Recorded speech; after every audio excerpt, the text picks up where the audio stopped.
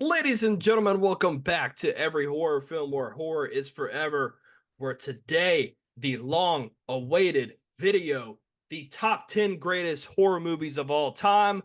I'm going to give my 10. Jeff's going to give his 10. And we're going to meet somewhere in the middle. We're going to agree. We're going to disagree. And it's going to be great. Jeff, happy October. What's going on? Dude, welcome back to October. This is our third in a row now. I got to be honest, I'm a little bummed out that we ran out of time to do our franchise run like we always do. It just means we got to hit it hard next October, right? We're just terrible. There We there's suck. two reasons, there's two excuses I have as to why this happened. Number one, we're just lazy. Okay. Mhm. That's number one. Number two, you're married now, so congratulations. Blame it on me. Let's go. That's right. That's right. That is right. So, we're gonna get into this thing. We've got our top 10 greatest horror films of all time. Keep in mind, this is our list, our opinions. There are a lot of classics out there that I have not seen. There are some classics that I'm sure you haven't seen. So if your favorite is not on this list, I do apologize in advance to all our millions of subscribers out there. Well, here's the thing about favorites, though. Might be your favorite, but doesn't mean it's the best.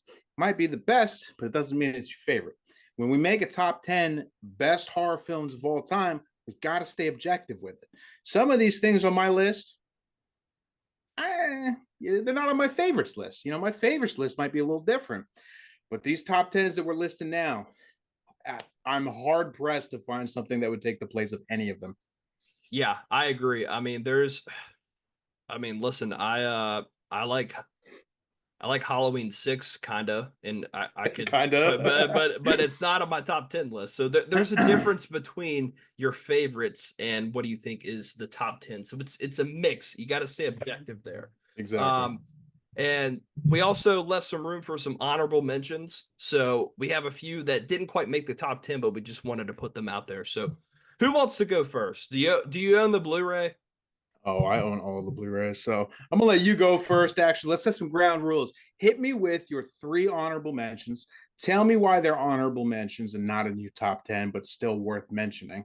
And then let's break it down 10 to 1. I'm gonna write down what you've got, and we're gonna talk about it afterwards. Oh, that sounds great. Let me grab another little piece of little sticky note here so I can write yours down as well. So I know we said three honorable mentions. I did four. Boom. Love it. Yeah, I mean, it's just I break the rules. That's what I We're gonna do. need all of them. We're gonna need them all. So one of my first honorable mentions, no particular order here, is going to be Sinister. I put Sinister in the honorable mentions. I think, man, if they just got the ending right, it would easily be in the top 10 for me. I mean, hey, it's 11 or 12. I mean, that's not bad. But even though the ending is not great for this movie, they do so many other things that are just so good in terms of the scare factor in Mm-hmm. this film. The Super 8 films, great. The soundtrack, great. The kills, fantastic. The mood, the atmosphere, just watching Ethan Hawke go through this true crime kind of thing and what kind of unravels is a lot of fun. It's a movie that we reviewed on the channel. You can check it out. We both really enjoyed it, but we kind of said the same thing. The ending just keeps it just outside of the top 10 for me, but it's still really good and I'll still give it a watch any day despite the ending kind of being shitty. Definitely worth mentioning. Worth mentioning. The second honorable mention is going to be Hereditary. Man, wow. I heard a lot about this movie, and I'm one of those people that whenever a new movie comes out and it's like all the craze, I always like wait a while. I don't know. I'm like the person that I don't like to be in the middle of like all the hype. Unless it's like Batman or something or a Let new the hype Halloween die movie. down. Yeah, definitely. Exactly. I gotta let unless it's something I just have to see, like a new Batman or a Halloween movie. Or I'll Joker wait. 2. Oh God, yeah, that's another review. So I waited a few years. I bought this movie on Blu-ray. I got a great deal for it, and I was like, I was home one day, wife was out, and I was like, screw it, I'm gonna pop this thing in. I had no idea what I was in for, but good God, this movie is incredible.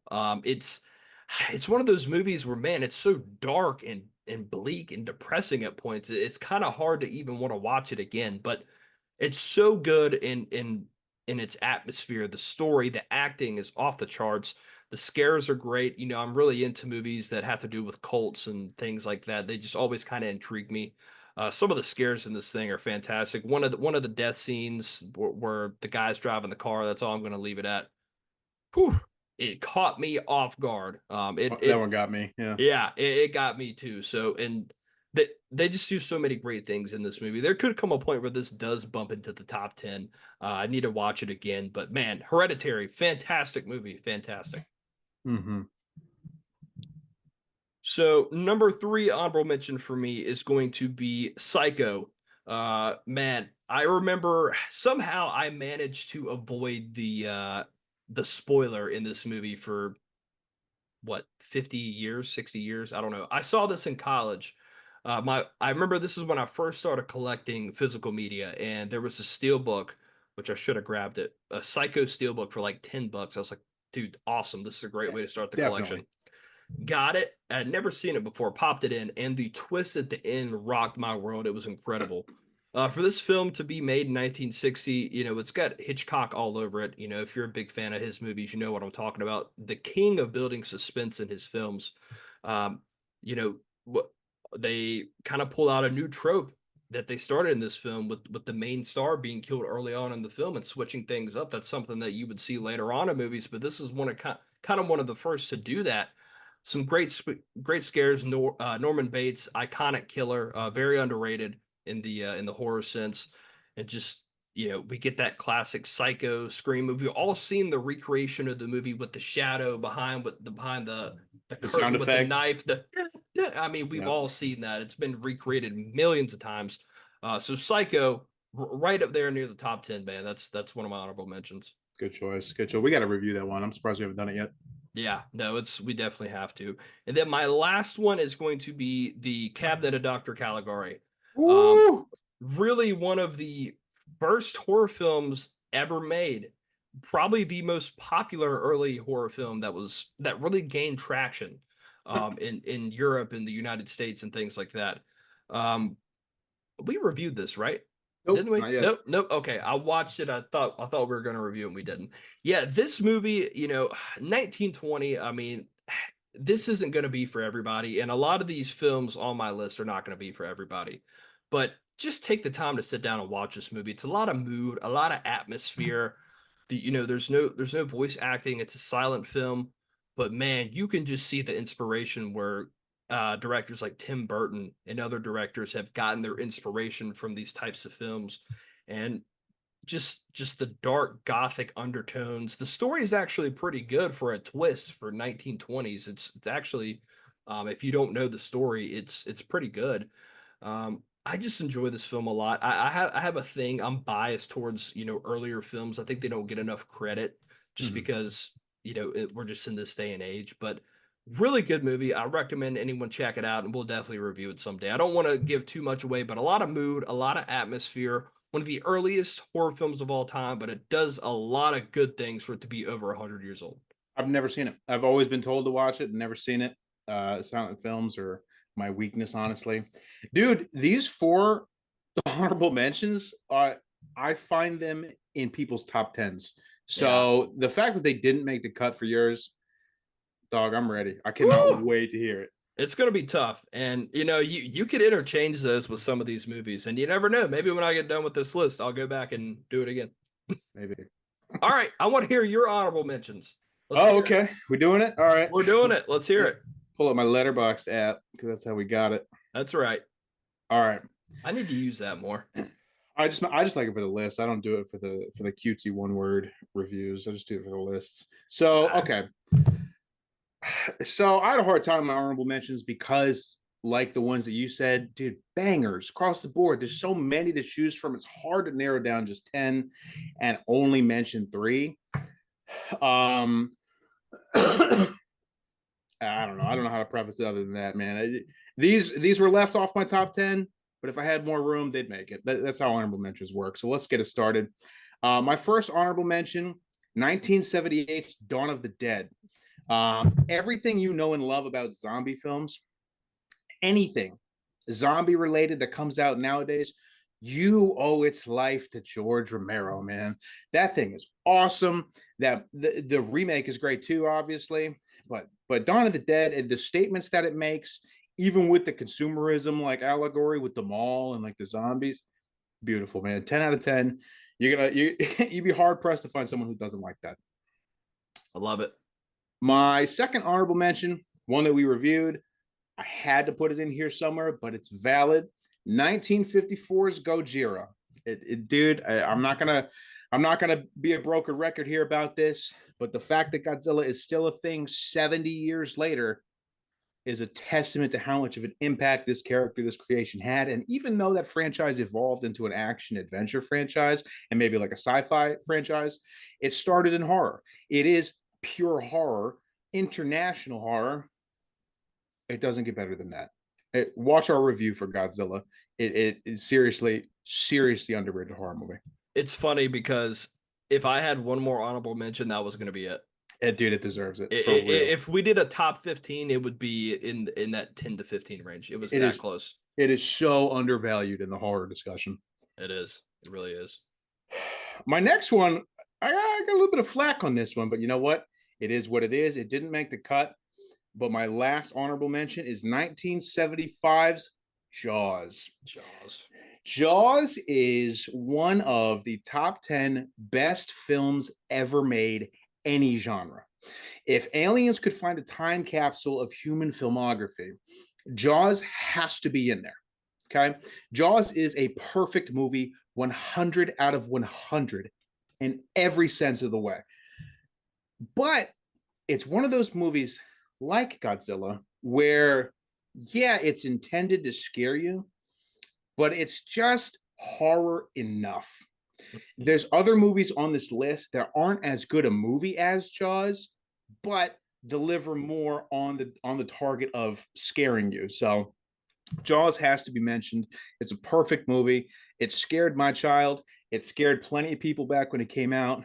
Jaws belongs on some horror list, no matter what. So that's why I got those three. They had to be mentioned. I wouldn't feel right not mentioning them, but they didn't make the cut for my top 10.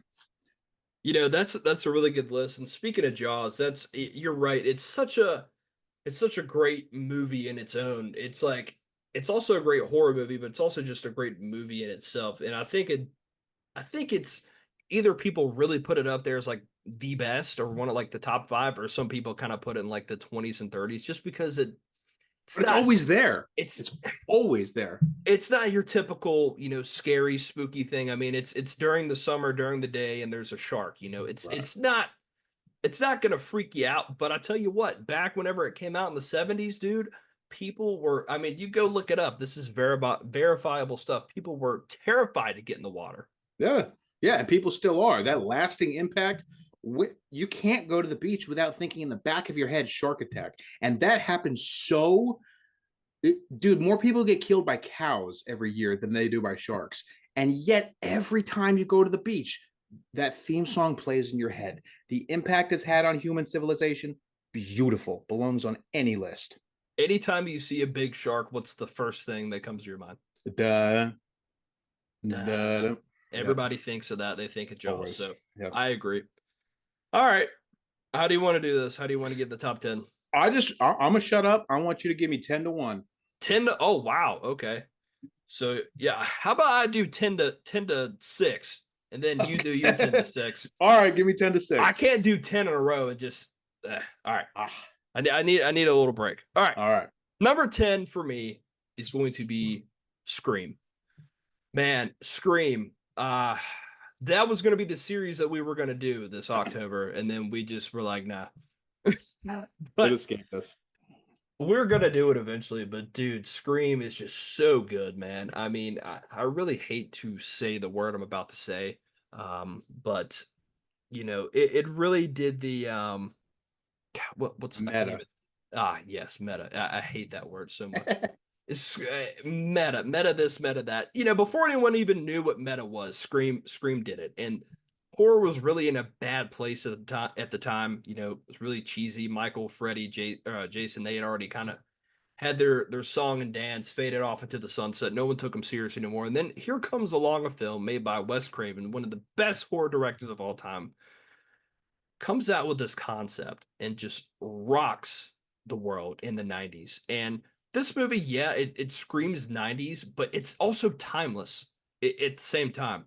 The concept is great of, trying to figure out who the killer is, kind of a who done it situation. The scares are great. The design of Ghostface, talking through the, Sydney, that's great. The voice acting is tremendous. The opening scene is awesome with Drew Barrymore in the kitchen on the phone. What's your favorite scary movie? I mean, dude, how many times has that been referenced in pop culture?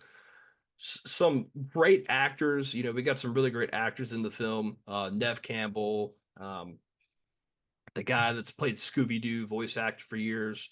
Michael Willard. Yeah. Yes. I mean, so many great people. Drew Barrymore. I mean, and again, like I mentioned, Psycho, you start with the main character, you kill her off in the beginning, you switch to a new character. Just so many great things in this movie. It really could be even higher on the list, but I think 10 is a good spot for it. So Scream, despite what you might think about some of the sequels, which some of them are good, the original, man, it doesn't get any better than that. Redefine the horror genre. It was getting stale by the time that Scream came out. We were already 20, 30 years into the slasher genre. We needed a fresh breath of air, and Scream delivered it. Absolutely. So, all right. Here's one where no one is going to see this movie that I've mentioned here, but that's okay because whenever I say you have to watch it, you're going to watch it.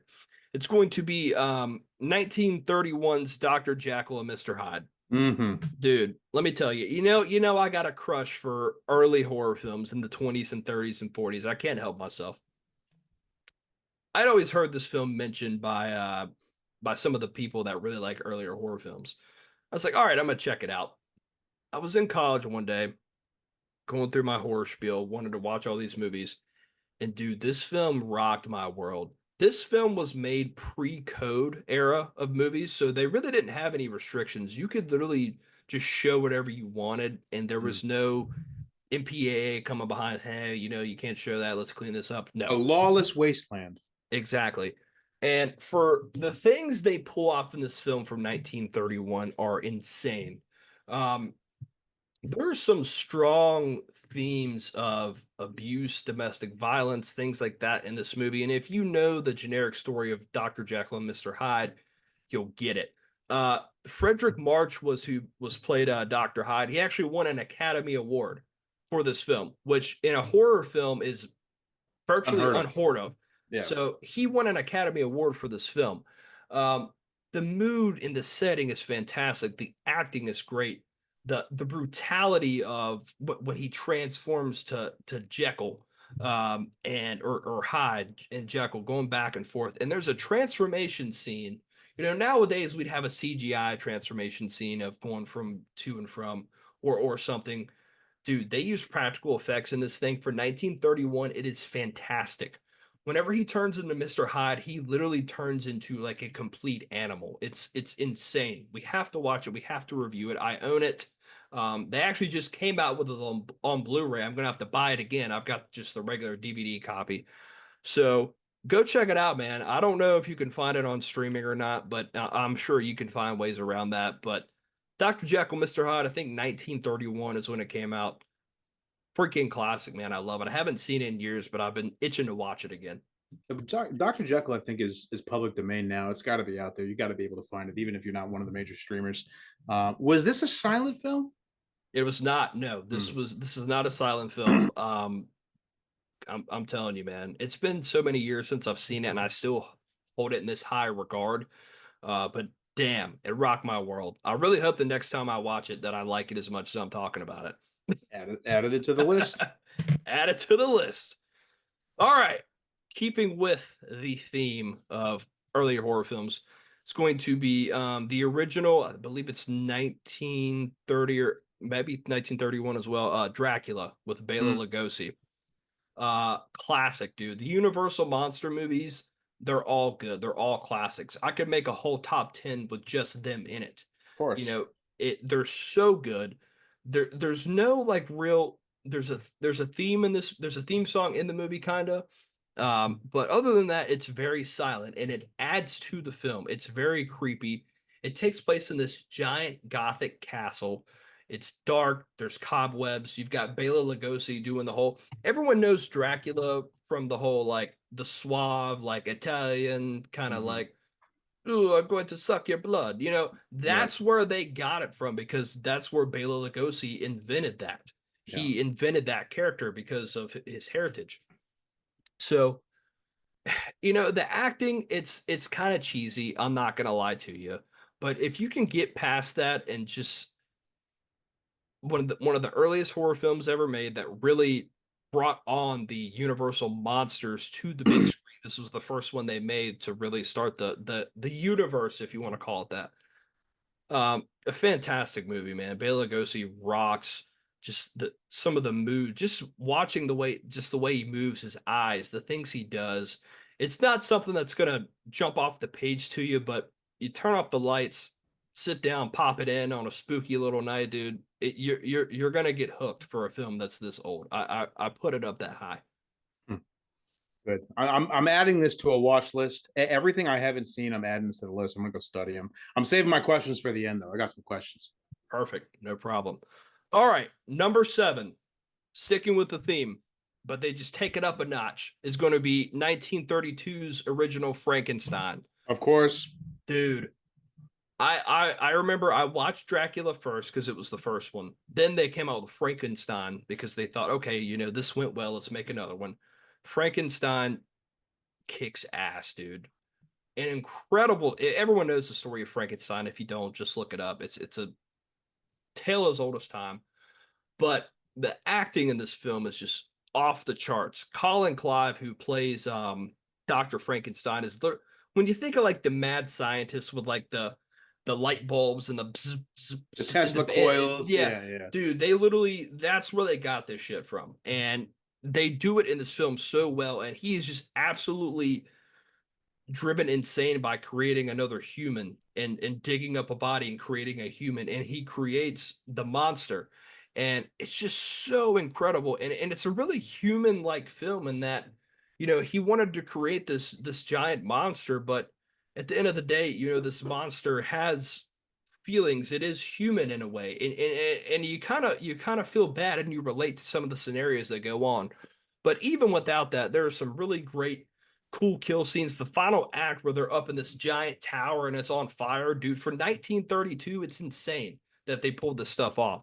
It's just a great film, amazing acting in it. The atmosphere is incredible. It's like they took Dracula and they amped it up times 10, and it's even better. And some people say The Bride of Frankenstein is even better than Frankenstein. I've heard that. Uh, I've heard that a lot. I watched it, but it's been so long I can't say for certain. But the Universal classic movies, I mean, they're just timeless, dude. But yeah, Frankenstein, killer. And I think it was the same guy that directed Dracula. I got to go look it up. I can't be certain, but they knocked it out of the charts. Hmm. Yeah, good choice. It did was Frankenstein. Well, I'm gonna save my questions for the end. That's right. All right, number 6, and I promise I'll stop boring you with these You're after not this. boring. No, this is good stuff. Number 6, you knew I was gonna have it on this list. Nosferatu, man. Of Just course. fucking classic, dude. Yeah, dude. The best silent horror film of all time, the best early horror film of all time. This was what, 1921? Yeah, I believe so. 1921, 1922. We reviewed it on the channel. I mean, Count Orlok, still scary all these years later. Here we are getting ready to come out with a remake almost, what, 102, 103 years later, coming out this December. We're Can't wait hyped. for that, dude. We're stoked for that film. It's gonna be great. Willem Dafoe is in it. It's gonna be great. But just the atmosphere, the mood, Orlok is just he's still scared. It's still scary. It still will give you, if you're young enough and you haven't seen enough horror movies, this will creep you out for a movie that is over 100 years old. Not a lot of movies can say that. For a silent film, yeah, some of the stuff's kind of cheesy, but it can genuinely be creepy at points. The use of shadows that we've all seen, the casting up the stairs of the shadows. Where do you think they got that from? They got it from Nosferatu. And it's an absolute classic of a film. It's crazy that we're sitting here talking about it over 100 years later when it was nearly destroyed by Bram Stoker's estate because they kind of ripped off Dracula.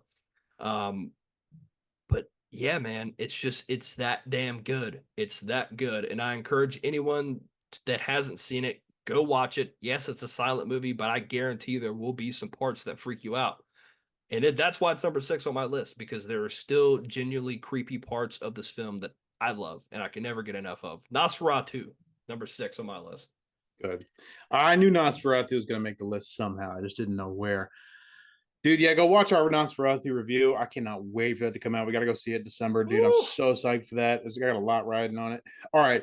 Do you have a hard time putting Dracula and Nosferatu in the same ranking so close to each other? Not really, because I feel like they're very similar, but they're different at the same time. They did enough things different where Dracula, with Bela Lugosi, is more like the suave Italian kind of look, where Mhm. Nosferatu is like the monster vampire, and to me, that's two completely different things. And the portrayals of which they don't even really have Van Helsing in Nosferatu. They have Van Helsing in Dracula, Yeah. where he's trying to, he knows what he's like, the Dr. Loomis of Dracula, basically. Uh, but no, I don't. I mean, they're very close in they're like 10 years apart, but at the same time, they're both completely different. One was shot in Germany, one was shot, I don't know where they shot Dracula at, but it probably was in Germany. But they're different enough, and they weren't made by Universal, or Dracula was made by Universal. Nosferatu was just made independently, so they're different enough where I can put them on the list together. Yeah. Okay. Um, my next question is about Frankenstein, man, because Frankenstein's monster, obviously. Get it It right. get it right, dude. So they're remaking Frankenstein. They're making a new Frankenstein movie, and I'm excited for that as much as I am for Nosferatu. Probably a little bit less so. Do you feel like Frankenstein has had more of an impact on horror and all things spooky, or do you feel like Dracula has? I would say I would say Frankenstein. And the reason I say that is because let's say, Halloween's coming up next week. Let's Mhm. say you're at home passing out candy like we will be. Two people come up to you in a costume. One's dressed as the monster from Frankenstein, one is dressed as a person in a cape with fangs. Which one are you going to immediately point out first, do you think? Frankenstein's monster. Exactly. I mean, yes, you will also say, "Hey, that's Dracula," or you would say that's a vampire. You Right. see, you see this with like the big forehead and the things coming out the side of the neck. That's Frankenstein. Frankenstein's monster, whatever you want to call it. Yeah. Yeah. So I could see. I mean, God, there's probably been over 1,000 vampire Dracula movies made. It's only ever Uh, gonna be one Frankenstein. exactly. I don't even know how many Frankenstein movies there are.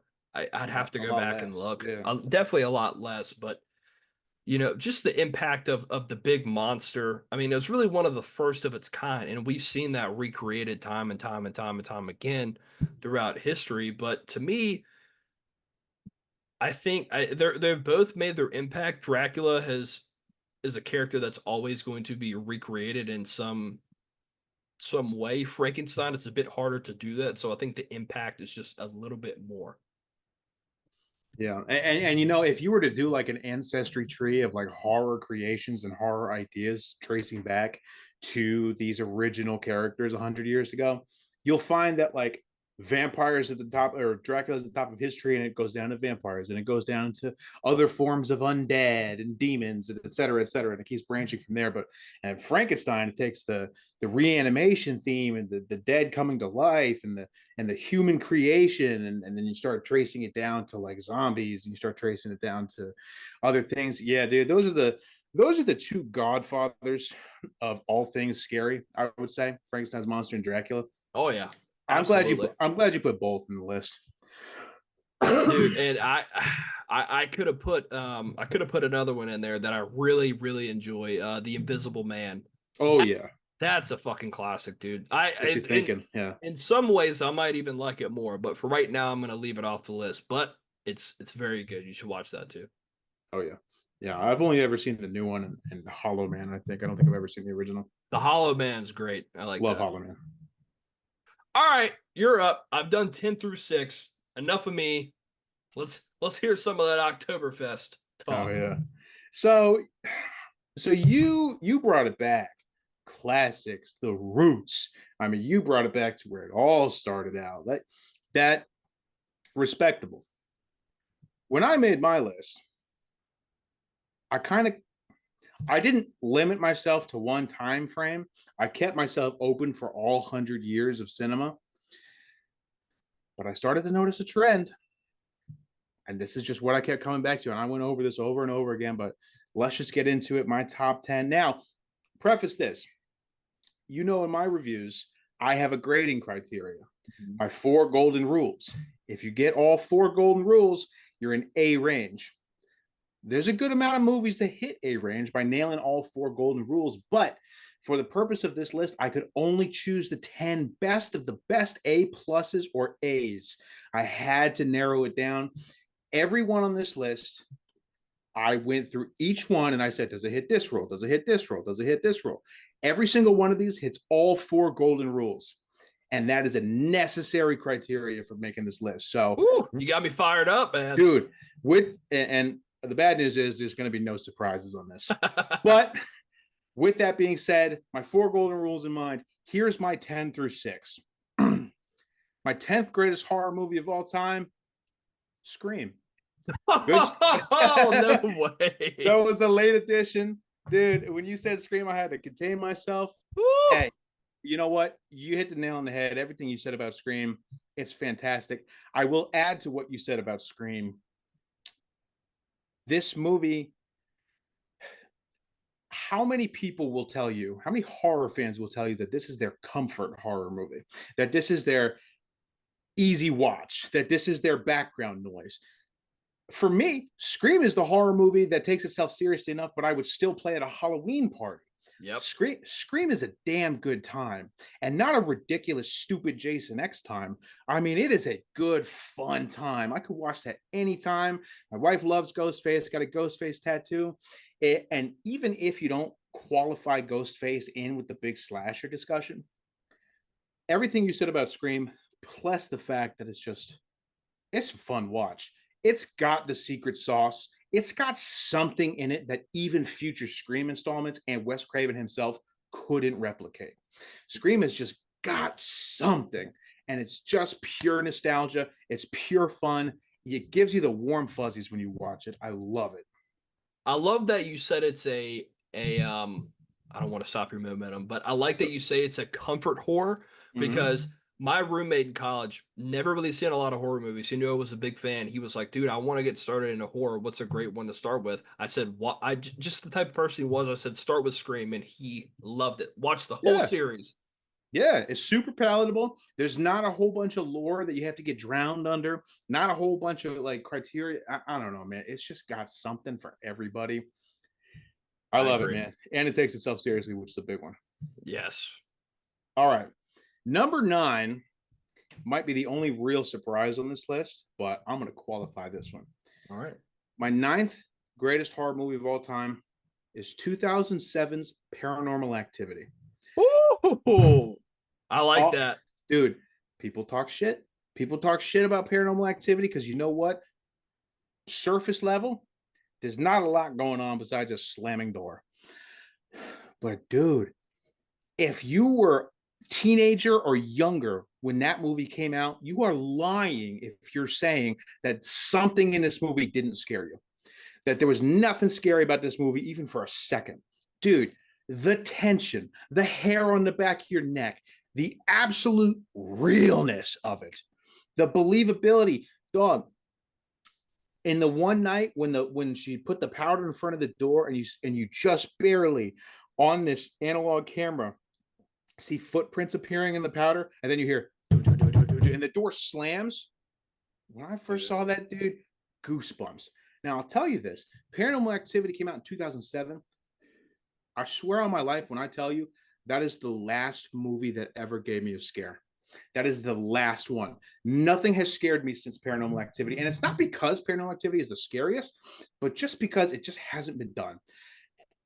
Paranormal Activity is so damn good. And regardless of what the sequels did, you got to appreciate it. My wife won't let me show our kid Paranormal Activity, even though there's no blood, there's no violence, nothing.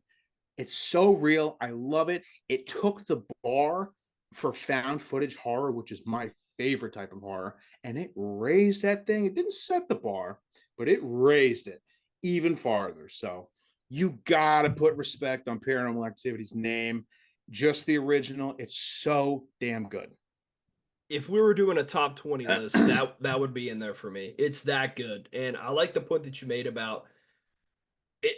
I really can't think of another movie because what were you like I was like 11, 12 whenever that came out, Like something like 11 or that. 12, yeah. And I genuinely can't think of the last movie that really made people go to the theaters like, dude, you've got to see this movie. It's that scary.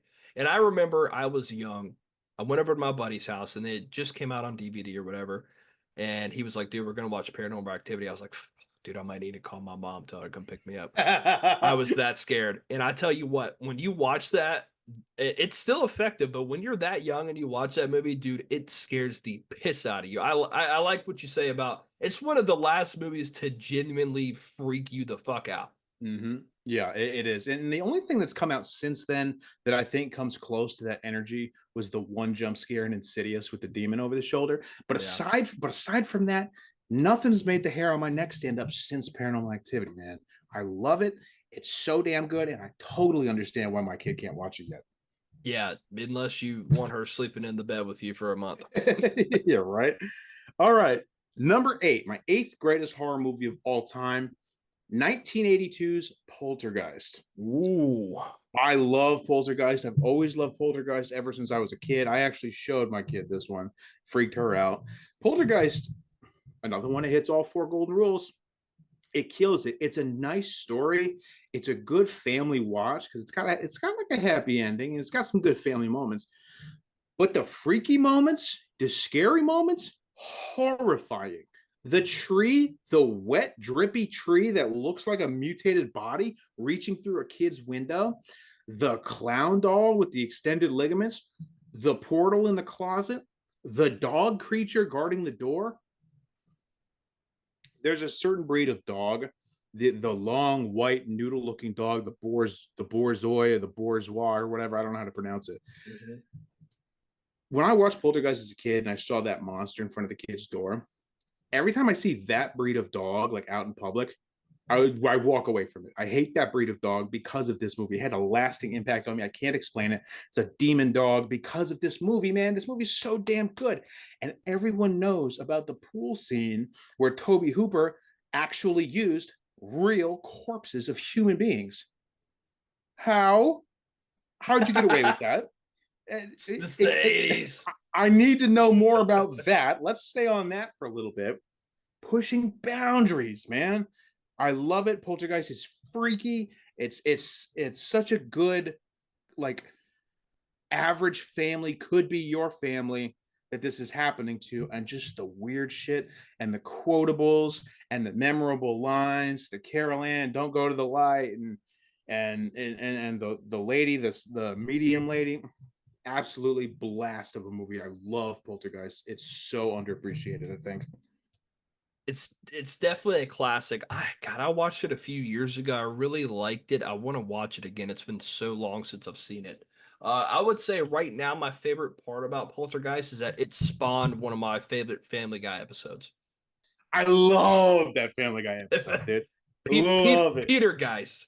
Peter Guys Oh with my God. Herbert fighting a tree going down in the hole like Lord of the Rings. That shit's so funny to me. I love Classic. it. Love Classic. Poltergeist and Toby Hooper. Texas Chainsaw Massacre. The guy did Texas Chainsaw Massacre. Then 10 years later did this. Stepped up his game in There's almost every way. so you have to be aware of the debate between about Poltergeist, right? Who directed it? Mm-mm. There's a huge debate between because really it was um a split direction between him and Steven Spielberg. And a lot of people say Spielberg filmed the movie. Toby Hooper just sat around and smoked weed. Some people say no, Toby Hooper filmed the movie and Steven Spielberg just put his name on it. I don't know. There's like a look into it. It's a whole like thing, but nonetheless, The family aspects and the warm fuzzies and all the positive feelings out of it, total Spielberg, total ET, total Stand By Me. The family dynamic, Spielberg nails it. yes, But I'm pretty sure Toby Hooper was like, let's put real dead people in this. he definitely did.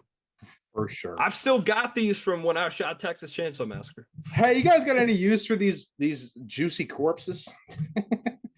Yeah, dude. All right. Number 7. I love talking about number 7. I'm so excited to review this one. People don't think it deserves a place on this list, but by God, it does. 1999's The Blair Witch Project. The Blair Witch Project is another one, just like Paranormal Activity, in two regards. One, it's found footage, obviously, my favorite type of horror film. But the whole found footage subgenre owes its life to Blair Witch Project. Indie low budget horror films owes their life to Blair Witch Project. Blair Witch Project, yeah, it's another one of those movies where in hindsight, not a lot is happening, but what is happening keeps the hair on your neck standing up. It delivers on all 4 of my golden rules. I used to love playing in the woods as a kid. When I watched Blair Witch Project, I stopped. I'm done. I love it. I absolutely love it. It makes me want to go out into the woods and shoot a movie. The marketing, everyone knows about the marketing where the actors actually went missing to promote the film. Dude, you could make Blair Witch Project today on your phone. That's beautiful. That's motivational. Yeah. I love that. I love Blair Witch Project. The tongue scene, the ending scene, it's all so tense. I love it, love it, love it. Absolutely A+. It needs appreciation. That it's one of the classics I've still yet to see, and I've heard so much about it, and I want to watch it. And I think we should watch that around like January, February when it's like cold outside and like you want to go, even go in the woods. It's a cold one. It's like a September movie, like a fall, cold, winter. Yeah. Oh God, I want to watch it, but what I'll say is that one of my favorite things about horror movies that is that it's not even the movie, it's the stuff surrounding the movie, the production, the marketing, the impact. The marketing around this movie is the greatest marketing for a horror movie of all time. Maybe a movie of all time. And the thing was, it came out right. You could not do this nowadays. You could not market this film like you did back then. This came out at the perfect time, pre-internet, or right when the internet was just starting to come along. And, having the actors disappear, are they really dead? Is this real? Is it not real? I mean, just, you couldn't ask for better marketing. And it just came at the perfect time. Yeah. I have yet to see a movie market itself the way the Blair Witch Project did. It's believable. It feels real. It feels more real than Paranormal Activity. I talked about how Paranormal Activity raised the bar. Blair Witch Project set the bar. Yes. It is the gold standard for found footage, and I love it to death. Number 6 is going to be absolutely no surprise, but its placement might be a surprise. I got to give it up for the one, the only, 1978's Halloween. I placed it at number 6. Now, we talked a big game about Halloween. We know we love Halloween. This is the Michael Myers household, always has been, always will be. And even though I said in my review of the Halloween franchise that number 4 is my favorite, it's Halloween, dude. I mean, you can't have a horror discussion. You can't Google image search horror without Michael Myers popping up. Michael Myers is the purest and most perfect depiction of evil ever. Michael Myers is everything, and I'm not going to rehash everything that I touted in the Halloween reviews. Go watch those if you want to. I will say that the reason that it's not higher on my list, even though I am such a diehard Michael Myers guy, it sank down to number 6 because its greatest strength and its greatest identity is also its biggest weakness. Do you know what that is? What's that? What's the one time a year you can watch this movie? Halloween. Right. October. So that thing's sitting on a shelf for 11 months out of the year. I can put on any of these other movies any other time, and it hits hard. At least for me, and I know a lot of other Michael Myers fans, if I try to watch Halloween in like February or late May, uh, it's not the same. You have to watch it in October. Things have to be orange around you. Leaves have to be dead outside. It is literally Halloween. So I have a hard time watching it any other time of the year. I wouldn't even dare try. That's the only reason it's ranking a little lower, is because I'm so constricted on when it has the biggest impact. I will make a point later whenever we ask questions, but I agree with what you're saying. Yeah. But those are my 10 through 6. Banger, banger, banger. I had a hard time with placement. I feel good about all these entries, and I feel real good about the next 5. Fantastic. All right, I'm gonna do 5 through 3, and then you'll do 5 through 3, and we'll do the Yes. top two. All right, number 5 for me. Love this movie so much. God, I love it. The original Nightmare on Elm Street. God, it's so good. I love this movie. I love Freddy Krueger. There are a lot of sequels. You can go watch our reviews that we did the whole franchise on last October. But man, the original is just so good. To me, it's Freddy is unknown. He's scary. It's the first time you ever really see him, and he's in the shadows a lot. I love the 80s vibes of it. I love the soundtrack for the film. One of the greatest one of the greatest ideas for a horror icon for a villain. The aspect of you sleeping and someone killing you in your dreams. That's scary as shit. We've all had scary dreams. We've all had bad dreams. We've all have to go to sleep at some point. Well, what if you couldn't sleep, and if you did, someone was going to kill you in your sleep? That's this movie. That is a incredible plot, an incredible villain. The acting is top notch. You get to see Johnny Depp before he was Johnny Depp. It's the peak 80s aesthetic in this film. Um, just the atmosphere, the mood, it's just so good. I love Freddie. God, I wish he can come back to the big screen after so many years away. But A Nightmare on Elm Street, 1984, just an absolute classic. That's why it's number 5 on my list. I like to watch it during the summer. It just feels like a summer horror movie for me. I don't know why. I can kind of watch it at any time, but I love watching it during the summer. I don't know. I just do. Good. I knew that was going to make the list somewhere. I'll save my questions for the end. Awesome. All right. Number 4 is going to be John Carpenter's The Thing. Ah, beautiful. The Thing. The Thing. I had never seen The Thing until you would not stop telling me about The Thing. And then I had to go watch The Thing, and now I really love The Thing. On a serious note, The Thing is freaking classic, man. I mean, just John Carpenter knocking it out of the park again. A lot of people, most people would say that this is better than Halloween. And I I could see why people would say that. I think it just depends on who you are. I think as a film itself, it is better than Halloween. When you look at the way it's directed, the storytelling, what happens, it is a better film. But The Thing, man, just Kurt Russell, Wilford Brimley, just out in the middle of the Arctic, and there's this thing, this alien life form that you can't see coming after you. Just there's very minimal music. The soundtrack is just doom doom doom doom. It's just very minimal, but it's enough. And just the fact of being surrounded out in the middle of nowhere, in the middle of the snow, freezing temperatures outside, and you've got all these people in one area, and they're all getting picked off one by one by this thing. And it's just such a great name. The poster for the movie is fucking classic. I love it. Um, and then the special effects. I mean, maybe the best special effects ever in a horror film. I mean, just off the charts good. Kurt Russell's performance in this movie is just amazing. He's such a badass. And then you have all these theories and aspects about who, and you're trying to figure out who is the thing, who's this, who's that. Claustrophobia. If you're claustrophobic, you're gonna hate this movie. But it's so good, man. And in the ending, it leaves you guessing. It leaves you thinking, maybe the thing is still out there. You're not sure. But The Thing, damn good movie, and that's why it's in my top 5. Yep, we're going to talk about The Thing. Don't you worry. I know we're gonna talk about the thing later. So and we'll get to my number three, and then we'll turn it over to you. Number three, as you mentioned before, is going to be John Carpenter's Halloween.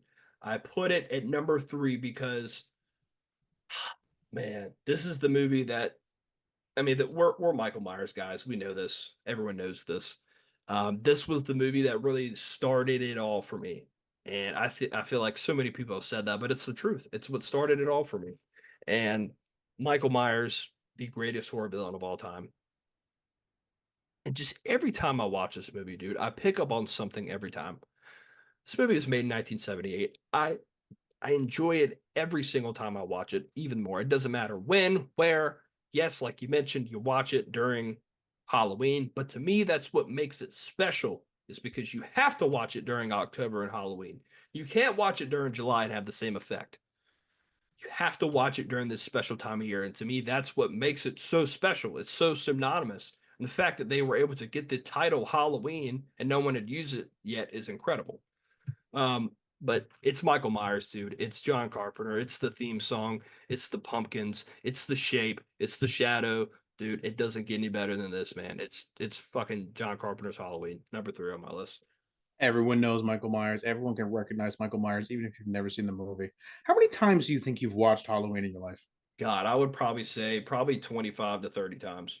Easily, right? I mean, at E- least every year. I mean, I've at least once a year for the past like 10, 15 years. And then probably sometimes, usually what I do is I watch it the first day of October and then I watch it on Halloween. And then I watch Halloween 2 right after that. So that's kind of how I end Halloween 1 and Yeah. Halloween 2. So I watch it at least twice a year.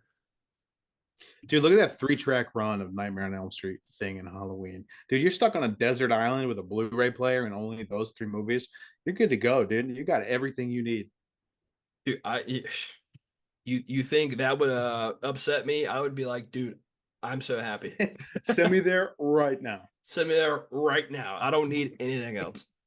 Yeah, those, I mean, I'd be hard pressed to find any list that doesn't have those exact three somewhere on it.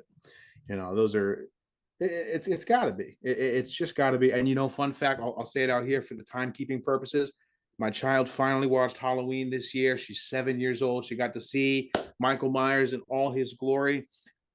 When he sat up, when he was coming up the stairs, and anytime that he was coming towards the camera or he was going after Lori, she was screaming her head off, dude. It's so good.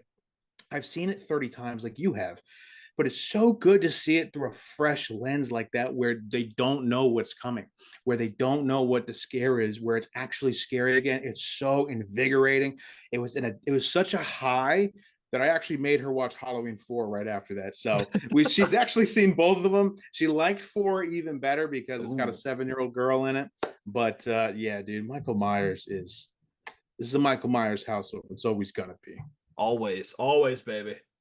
Always. All right, let me give you my 5, 4, and 3. As a reminder, these ones we're in A+ territory now. There's Yep. nothing short of A+ now. Number 5, I had to do it to him. 1982 is The Thing. The thing. Now, Wow. Number five. Wow. number 5. I thought it Now, was gonna be higher. I'm not gonna lie. Now, remember, I'm keeping it objective with this list, but let me tell you, The Thing is my number one favorite horror movie of all time. Subjectively, it is my favorite. If I could only have one for the rest of my life, it's this one. I love The Thing, everything you said about it, the constraints put on the story. Now, The Thing itself is not an original story by John Carpenter, it is a remake of a much older film, Correct. good for its time. I also have the short story that it was originally birthed from. Um, Not Frozen Hell. I can't remember the name of it right now, but I have the book. I love The Thing. I love The Thing prequel, even though it was butchered. I want more. I need more of it. I need a remake. I need books. I need they're remastering the video game very soon. I love The Thing, dude. It's so good and it's so pure. It is the best filet mignon with zero fat, zero gristle, nothing around the edges, but pure golden protein. This is my favorite. I love it so much. It's delicious. It's 11 out of 10 to me. But it only made it to rank number 5 on this list because the other 4, you got to beat a little bit. So we'll move right along to the next one. Number 4. I went back and forth on this one after we talked. Number 4 is the Texas Chainsaw Massacre. Very nice. I had to think about it a lot. But Texas Chainsaw Massacre, watching it, doing our review on it, the fact that I could even think about competing it with my number 1 tells me how good it is. Go watch our review. I think it was the last one that we just did. Texas Chainsaw Massacre, beautiful, horrific piece of artwork. Surprisingly, not as gory as you think you remember it. Nope. But you gotta love it. It makes you afraid of being stranded somewhere. I'll tell you that. And it's not something I intend to watch with my child anytime soon. And I'm surprised. I really don't have an attachment to Leatherface. I really don't. His different iterations, they all kind of blur together to me. But this original movie, take all the sequels away, I don't care. Yeah, this thing's gnarly. So I love it. I love it. But it is beat by number 3. Number 3's got to be 1984's Nightmare on Elm Street. Wow, number 3. Okay. Number 3. Now, Nightmare on Elm Street is another one that we talked about and reviewed the whole franchise with. Everything that you said, Nightmare on Elm Street is phenomenal. Nightmare on Elm Street actually, out of all horror movies, did the most damage to me as a kid growing up. I still have nightmares, and I still think Freddy Krueger in those nightmares. But it is real. At the point that this was made, we were scraping the barrel for things that were scary in human nature that we hadn't done yet. Mm-hmm. The undead, we did it. Invisibility, we had done it. Someone you love killing you, we'd done it. A stranger killing you, we'd done it. A shark killing you, we'd done it. It's all been done. But what's worse than that? Up here, inside your dreams, dude. Wholly original idea. Absolutely love it. 10 out of 10 concept, 10 out of 10 character, regardless what you think of the sequels. I mean, that's the way it goes with horror. Absolutely killer. Freddy Krueger is almost as much a horror legend. I shouldn't say that. I should say Freddy has the silver medal in horror, right behind Michael Myers. Absolutely phenomenal. I can't wait to show my kid that one. But those are my next 3. The Thing, Texas Chainsaw, Nightmare on Elm Street. I feel good about those. I shuffled those a lot. I feel like I got to put my favorite higher, but I just can't because those other 2, so good. I love it. A Nightmare on Elm Street classic. Freddy, please come back to us. Please, dude. All right. Well, I know what me and you know what at least we know what at least one of these are. I'm trying to think. I think you know what my 2 are, but I don't know what one of your other ones are. I guess we'll see unless I'm just leaving my head. All right, I'll give you number 2, then you give me number 2. We'll do number 1 together. All right. Number 2 for me is going to be the Texas Chainsaw Massacre, 1974. There it is. Just man, I tell you what, dude. The first time I ever saw this movie, like I said, go watch our review. It's a lot more in depth, but my jaw hit the floor. Like I've said a million times, it makes you want to take a shower after you watch it. You can smell this movie through the screen. It's disgusting, but at the same time, you can't help but not look away. It's not gory at all, really. It's not, but it's all the imagination, all in the mind. And like you said, it makes you, if you ever have been out in those situations where you've been kind of in the middle of the nowhere, maybe you're stranded, maybe you're kind of in a part of town you're not familiar with, in a rural area of town. This is what you think of. You're like, dude, this is where the Texas Chainsaw Massacre could take place. There could be this family out there, this family of cannibals, and a dude wielding a chainsaw. That shit could happen. It's just a classic, man. It is a classic, and it really, really came close. For a long time, I struggled with what was between this and the other film from 1 and 2, but I just couldn't put it at number 1. But hey, number 2 ain't bad either. Better than the rest. Yeah, it's not bad. So they actually no, that's a different film I'm talking about. I'm talking about A Nightmare on Elm Street. They just came out with the 40th year 4K scan. I might have to buy that. Oh yeah. But Nightmare on Elm Street, classic. But Texas Chainsaw Massacre, man, during the middle of the summer, dude, you can just feel this movie. It's one of the only films I can ever say where you don't. It's not so much that you're scared; it's all the other elements. You can smell this movie. You can feel it. You can Yeah, you can you can taste it in your mouth whenever you watch it. even if you're on the comfort of your couch watching it, you feel like you're in the wrong place at the wrong time. You don't want to be there. Nope. That's an amazing feeling to catch on film. Oh my God. Absolutely. Classic. Toby Hooper, you did good. You did real good. You did good. All You right, did number good. 2 for you. I need to hear it. You do know my number one. That's not a surprise. But my number two, I had a lot of trouble with this one, but I rewatched it and I said, you know what? It is better than The Thing. It is better than Halloween. It is better than Texas Chainsaw. It's even better than Nightmare on Elm Street. And that is 1979's Alien by Ridley Oh, Scott. that's what it was, Alien. So I know you haven't seen Alien. I I know. know you're not, I Shame know on me. you're not a big creature feature guy, but I had to rewatch this just to solidify it because Alien is like, in terms of creativity and originality and something you'd never seen before, it is the Star Wars of the horror genre. Alien is just the golden child of sci-fi horror.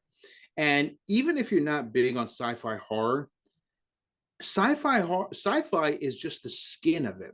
This is a haunted house movie, and a lot of people don't realize that this crew is trapped on a ship with this thing that is picking them off one by one. How many times? A dime a dozen is that the synopsis of something, but never has such artistic integrity and creativity been brought to the table with this. Dude, H.R. Geiger, the guy who did the designs on all this, the incredible artist H.R. Geiger, designed the most incredible living organisms you'd ever seen fictionalized on screen. I cannot say enough good things about it without spoiling it for someone who still has never seen Alien in 2024. It it is I cannot say enough good adjectives about it. It is so fucking perfect. You would not believe. I love it. The impact it's had, I love it. The xenomorph, the actual alien itself, top one character designs ever, ever. Okay, this thing is insane.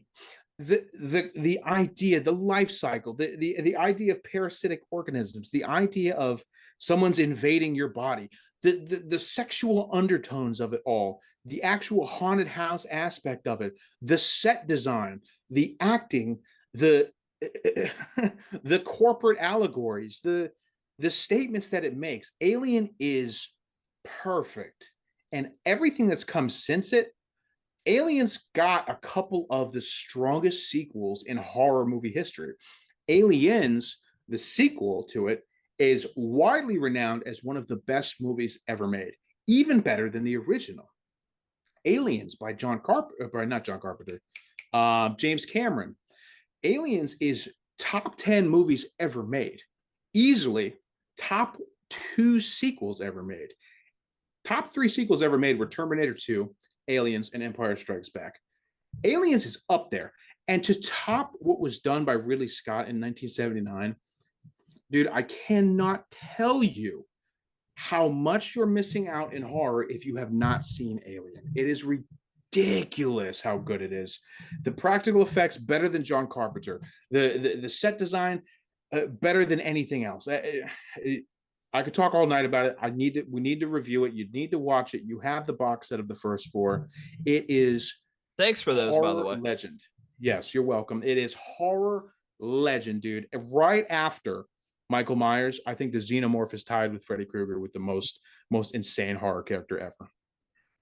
There's not much I can add because yes, I have not seen the Alien franchise, Until but you've seen Alien, until you've seen Alien. it I every list I've ever been on, and Alien's always been in the top 10 every single time. And it's one of those movies I've got to see it. And I know as soon as I watch it, as soon like just like with Godzilla, as soon as I watch it, it's gonna be like, yeah, this is in my top 10, top 15. I know it's gonna happen. I know it's that good. There's not a reason that movie's that high on lists, and it wouldn't be high on my list. I put that thing over everything I know and love, This except for is number one. completely random, but I'm just gonna. Is Prometheus in the Alien timeline? Prometheus is a far prequel of it. Yes. Okay, interesting. All right, Yes. I think I have seen Prometheus, but I didn't know anything else. Yeah, it's a good one off, but you're not going to appreciate it fully without seeing Alien.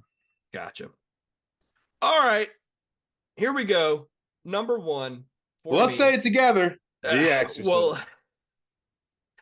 Jeff, I really tried. I thought of every angle. I thought of every movie. I thought of every different scenario I could, every type of reasoning I could think of to put this film not number one. I tried everything I could to debunk this movie, and I can't do it. It's that fucking good. It's that good. It Yeah, is the greatest horror film of all time. It it is is one of the best films of all time. It easily. is 50 plus years later, this movie has not. The only reason it's not as good as it was back then is because of the time it came out. If we were in the 70s watching this for the first time, we literally would be like, we'd probably be talking about this for the rest of our lives. How fucking good. Easily. Be like, dude, you Yeah. remember when we saw The Exorcist in like Yeah, 1973? Like, dude. man, it's just it's so good. It's so good. I really don't even know what else to say, but go watch our review. We did like a 2.5 hour review on it. It's that good. Just And that's only half of what we have to say about it, I mean, we dude. could have went on for 2 more hours, but we tried to speed it up as best we could. But just the movie, you got the movie itself, you got the marketing, the things, the hype around the movie, you got the things that happen during the filming and after the filming of the movie. It's just oh hey, there you are. I just got jump scared in my own house. It's just so good, man. It's just one of the it's the best. It's the best. And to put the icing on top of the cake is that this summer when I went to DC and I went to Georgetown, I saw the Exorcist house and I walked up to the front door and I was like, dude, hell yeah, brother. It's got a It's, feeling it's around it, it doesn't it? does. I was like, I looked at this, we were walking around, I just looked at the people walking. I was like, do these people know what house this is? It's a fucking Dude, Exorcist house. it's crazy because I'm just like you. I've tried. I've tried to poke holes in it. I've tried to put Texas Chainsaw. I've tried to put Alien above it. I would love to keep objectivity out of it and put my favorite up there, but I just can't. The Exorcist is in horror perfect. A plus plus. It is so good. And I think that its greatest strength. And here's what's interesting as I was rewatching the movies on this list. Here's what I realized. My honorable mention, Jaws, is the next closest, most similar horror movie to The Exorcist in one strong aspect. And it's not just the aspect that they're both 100 out of 100 movies. They're perfect. They are perfect films in this regard. The guy who wrote the book wrote the movie. Yep. He got it. He transferred what makes The Exorcist such a good book to film. Same thing with Jaws. The guy who wrote the book wrote the movie.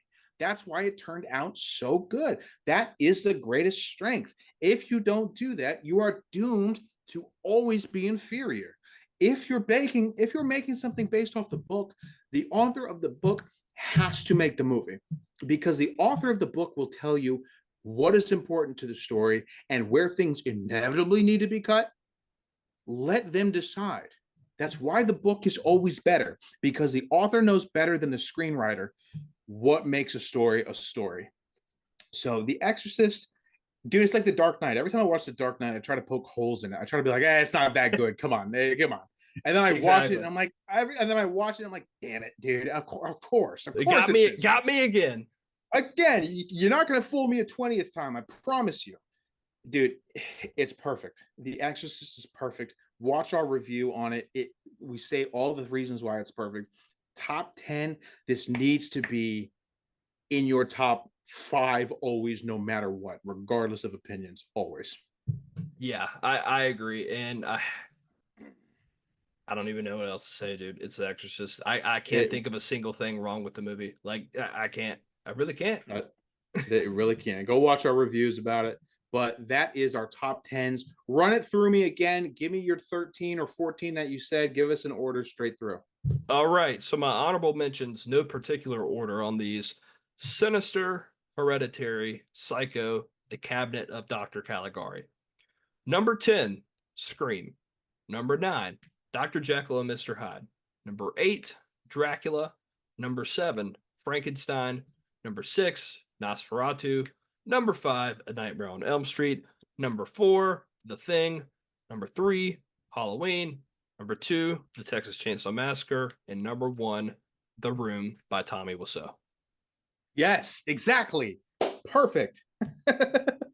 Oh my god. And for my list, just to rehash it, my honorable mentions: Dawn of the Dead, Godzilla, Jaws.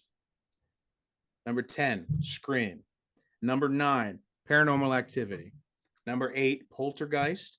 7, The Blair Witch Project. 6, Halloween. 5, The Thing. 4, Texas Chainsaw Massacre. 3, Nightmare on Elm Street. 2, Alien. And 1, The Room by Tommy Wiseau. Now, here's it. Question time. All right. There's a movie that I see on almost everyone's top tens list. There's actually two, and it didn't make my list, and it didn't make your list. And I want to know if you had considered either one of them, and if not, or if you did but chose not to, Sure. why? The first one of that is Rosemary's Baby. What do you know about Rosemary's Baby? That thing shows up on every top tens list. Why didn't it make the cut? Man, that so I watched that probably back of March or May for the very first time in my life. I watched it. I own it on Blu-ray. I said I'm gonna pop it in. I'm gonna watch it. And I remember I texted you after I watched it. And it's one of those movies where I could either lean into it's 50-50, and I need to watch it again to make sure. One half of me says, "Wow, this is a truly great film. I understand why people think it's one of the best of all time." The other half of me says, "This is a complete waste of time. I don't like it. It's so uh, without. Have you seen it? I've never seen Rosemary's Baby. Okay. I'm not going to spoil it for you, but I will tell you this. They, I'm just have to say this. They basically tell you what's going to happen, and it happens. It's one of those movies where you have to appreciate it for going on the journey that it takes you, as opposed to, oh wow, I'm really curious as to what's going to happen. Does that make sense? That just sounds like there's no payoff. You're either going to not, and this is just my opinion, you're either going to not like it at all, or you are going to just enjoy the ride that it takes you on. I'm like Hmm. split down the middle. I think it just depends on like what day I wake up, and I'm like, do I feel this way or do I feel that way? I need to watch it again. It's a long movie. Um, but yeah, I mean, but even if I did enjoy it a lot, I still don't think it would be in my top 10, top 15. I would like it and I would enjoy it, but I still, even if I felt one way about it, I still don't think it would top these other movies. I just don't. Okay. I've never seen it, so I don't have an opinion one way or another. But I just felt like it showed up on so many lists that we had to address it. Yeah. I got two other movies like that. The next one is um, The Conjuring. I see The Conjuring show up on a lot of lists. Sometimes interchangeable with Insidious, sometimes interchangeable with Sinister. But did The Conjuring ever come to mind when making this list? No. No. I I like The Conjuring. I do. I think it's one of the best horror films of the 2010s. It really is. And I know a lot of people, The Conjuring, Insidious, there's been so many of them now. A lot of people talk, talk down on it now, but the original Conjuring is a very good film. It really is. Mhm. It's creepy, it's scary, it's good. I know they had the whole Annabelle universe and all that stuff, but the original Conjuring is really good, and it's one of the best films of the 2010s. It wasn't good enough to crack my top 15, top 20. There's just so many other movies that I prefer and I like more. Like I could have threw in like six more Universal monster movies before I even thought of The Conjuring, but that's just me. But The Conjuring is a good movie. I enjoy it. I actually need to rewatch it. It's been quite a while since I've seen it.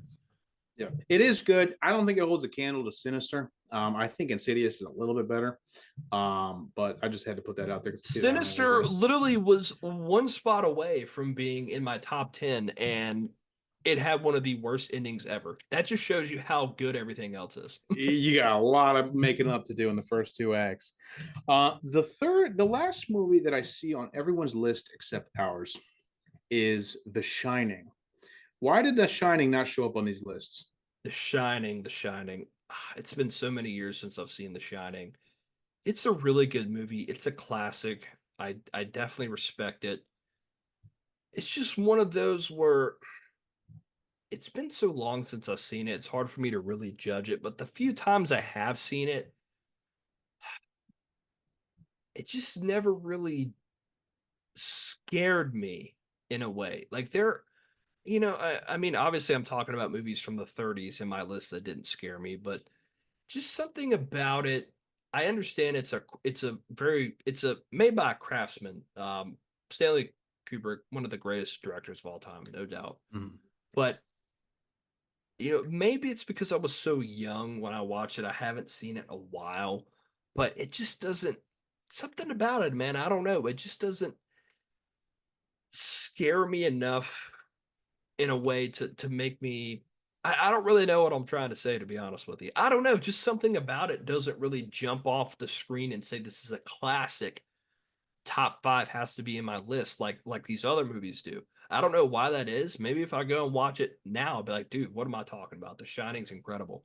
I respect it. I like it. I'd probably put it in my top 30 or 40, but it's just for me, I don't know. It's hard to explain. I just have never really gotten into it like other people have. It's the same way that people will probably look at me and say, like, uh, dude, Halloween's not that good. I'm like, okay, but I still like it. Right. Yeah, right. Same people who would say a silent film is bad because it's a silent film. It's Yeah. like subjectivity versus objectivity. Yeah, I get what you're saying. I'm right there with you. In fact, I'll take it a step further. I'll drop my hot take of the video. I cannot stand The Shining. Cannot stand that movie. Dude, if ever a horror movie insisted upon itself, it's The Shining. Oh my God. I get it, man. I get it. Hey, Kubrick, I get it, right? Shelley Duvall, I get it. Jack Nicholson, I get it. I cannot stand The Shining. Never even crossed my mind when making this list. I don't even think I'd put it in my top 30. I just every time I watch it, I fall asleep. Every single time. It is my melatonin. I cannot stand it. I don't know why. I've tried and tried and tried. I just don't get it. And I'm hoping that someone can explain it to me. Maybe we'll have to review it and see if it gets its just We desserts. will. But I don't know. Dude, I don't I've know, man. seen I've seen like so many film analysis. I love like looking and reading about film analysis, even if it doesn't even relate to the film. It's enjoyable for me. I've seen so many people analyze this movie to death and talk about the things that are in it, and it's like, wow, that's really cool. I like that stuff. I just haven't been able to get into it. And I'll take your hot take and I'll actually bump it up one. I think Doctor Sleep, the sequel, is 10 times better than The Shining. Have you ever seen Never Doctor seen it. Sleep? Dude, I've Doctor never seen it Sleep. because I don't care about The Shining. Dude, and I felt the same way. Doctor Sleep is damn good, dude. It's Is that really good. horror? I thought it was like drama thriller. Is it horror? It's horror. It's horror. It's a Yeah. sequel. Essentially, the kid from The Shining like grows up and Yeah. they like kind of go through some stuff. Dude, Doctor Sleep is there's a scene in there that will like literally make you cry. It's that like Hmm. torturous. It's crazy. Wow. Yeah. I want to give that a try, but I just can't get past The Shining first. Yeah. It's just what it is. Yeah, I don't know. I'm right there with you. We'll have to give it a fair shake, but I don't know.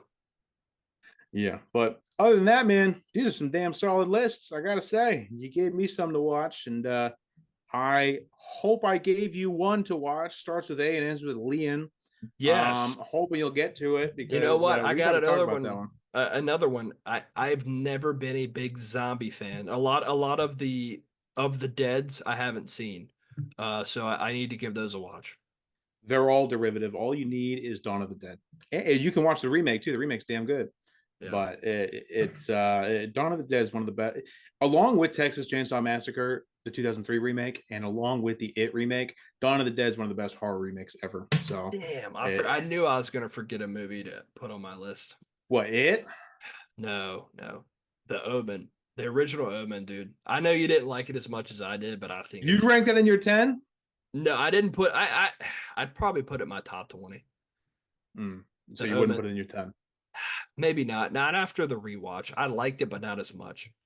But Mm. here's the thing: I'm gonna go back and watch these movies, and if I don't like them, I'm gonna be like, "Shit, I've got to redo my Yeah, whole." we'll have to do this yearly, see if it changes. Yes, our yearly top 10. But Yearly adjustments.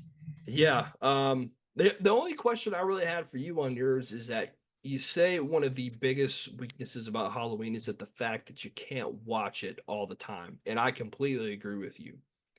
My counter argument to that is that that also makes it its biggest strength because whenever it comes October, you're like, shit, it's time to watch Halloween.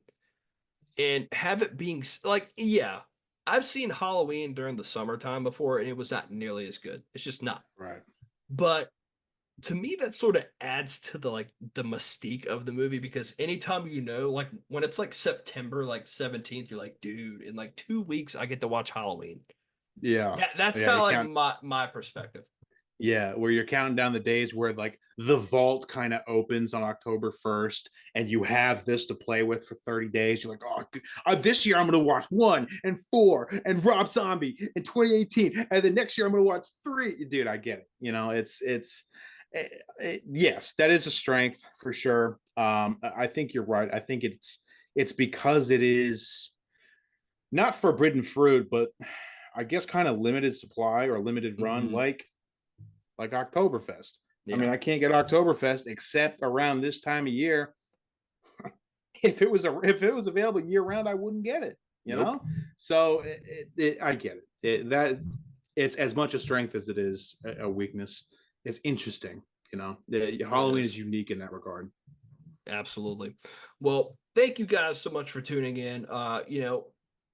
We apologize. It's been a while. And you know what? I'm sorry. That's fine. I'm sorry, we suck. We are going to do Nosferatu though. If we do nothing else, we're going to do Nosferatu. We will do that. But we do hope to get back on the train here. I know we kind of missed like majority of October, but this is a video we've been wanting to get done for a while. So this was a Yes, jam packed. You got two top 10 lists here. You got 20, not 20 movies, but 20 lists worth of films to check out. exactly. You've got something on here that you haven't seen. Go check it out. We're vetted. You know that we know our horror movies. We wouldn't recommend them if they weren't recommendable. So do that. If you want to see more top 10 lists, let us know in the comments. Let us know ideas. We got it. We got the takes, and we know our stuff. So if nothing else, I hope that we have at least proved to you that we know what we're talking about. Absolutely. And one last thing before we go. I want to give a special shout out to the Norwegian gamer because this man is always, or woman, sorry, either way, is always watching our videos, always commenting, no matter how far away we go between uploads, always taking the time to like our videos, leave a comment. Whoever you are out there, and I hope I don't know you. I hope you're a real fan. A real fan. Thank you. I Yo, really appreciate that.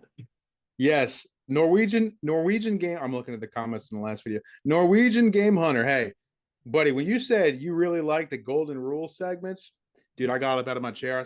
I got hype. I started walking around thinking about other movies I could give you for my Golden Rules. Thank you. You're someone who gets it. We appreciate it. Everyone else, let us know in the comments that you're watching this, that you're keeping up with it. Let us know what you want. Norwegian Game Hunter, you got a recommendation, man? Give it to us. We will watch it. Yes, especially for you. If you make a recommendation, we will do it 10 billion%. Do All it just right. for you. That's all we got. We'll see you guys on the next one. The mummy has now been located. The living mummy. The living mummy. Bullets won't stop. Some creature out of time. That was horrible. That was horrible. He's completely out of control. I saw those bodies. Is he a man or a monster? You actually knew a werewolf in a peaceful town where nothing ever happened. That was horrible. That was horrible. In the mystical regions of Transylvania.